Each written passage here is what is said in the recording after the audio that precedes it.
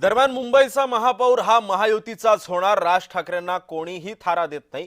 सर्व मनपामध्ये आघाडीची दयनीय अवस्था दिसेल। निकालानंतर दिसेल की कोण साटम आणि कोण चाटम असा टोला सुद्धा अमित साटमांनी लगावला। तर गिरीश महाजनांनी सुद्धा ठाकरे बंधूंवर हल्लाबोल केलाय। पाहूया। तो माहितीचाच होणार आहे। त्यांना काही म्हणू द्या, त्यांना कोणी थारा देत नाही। आणि मी तुम्हाला सांगेल की पहिल्या जे 10 मोठ्या महापालिका आहेत त्यांनी एका ठिकाणी सांगावं की आम्ही निवडून येतो म्हणून, आणि 16 तारखेला निकाल बघावा।